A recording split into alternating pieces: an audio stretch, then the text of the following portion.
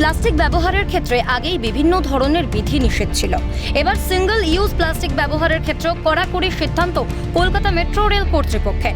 এক বিজ্ঞপ্তি দিয়ে মেট্রোর তরফে সিদ্ধান্তের কথা নির্দেশিকা আকারে জানানো হয়েছে। সিঙ্গেল ইউজ প্লাস্টিক ইতিমধ্যেই বন্ধ করা হলো মেট্রো রেলের তরফ থেকে। কলকাতা মেট্রো রেলের তরফ থেকে এই বিষয়ে বিজ্ঞপ্তি জানিয়ে বলা হয়েছে যে বেশ কিছু যে সরকারি নির্দেশিকা আছে, যে মাইক্রনের প্লাস্টিক রয়েছে তার কম যদি হয় তাহলে সেটা নিয়ে প্রবেশ করা যাবে না, এমনটাই নির্দেশিকা রয়েছে।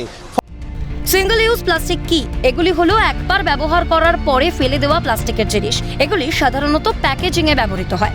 এর মধ্যে রয়েছে মুদির ব্যাগ, খাবারের প্যাকেজিং, বোতল, স্ট্র, পাত্র, কাপ এবং কাটলারি। বেশিরভাগ প্লাস্টিকই বায়োডিগ্রেডেবল নয়। এই ধরনের প্লাস্টিকগুলি পরিবেশ, বন্যপ্রাণী এবং মানুষের জন্য ক্ষতিকারক বলে বিবেচিত হয়। ক্রমবর্ধমান দূষণেও সেগুলির বিশেষ ভূমিকা থাকে।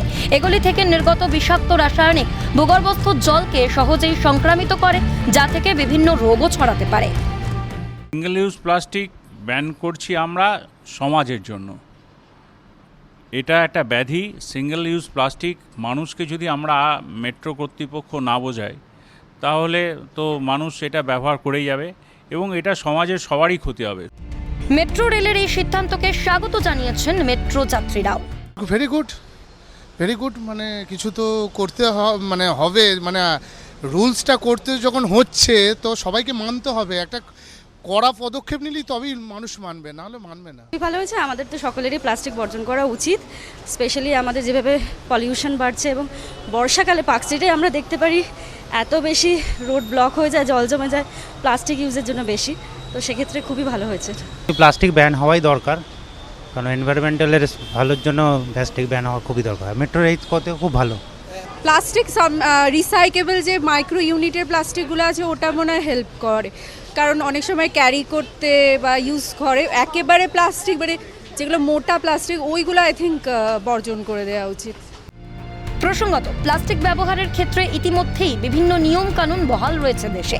এর আগে 2022 সালের 1 জুলাই থেকে 75 মাইক্রনের কম পুরু প্লাস্টিকের ব্যবহার নিষিদ্ধ করেছিল কেন্দ্রীয় দূষণ নিয়ন্ত্রণ পর্ষদ। আর এই বিধি মানতে প্রতিটি রাজ্যকে সতর্কও করা হয়েছিল পর্ষদের পক্ষ থেকে। কিন্তু তারপরেও সাধারণ মানুষের সচেতনতার অভাব চোখে পড়ছে। সেই কারণেই মেট্রো কর্তৃপক্ষ এই সিদ্ধান্তের পথে হাঁটল বলেই সূত্রের খবর।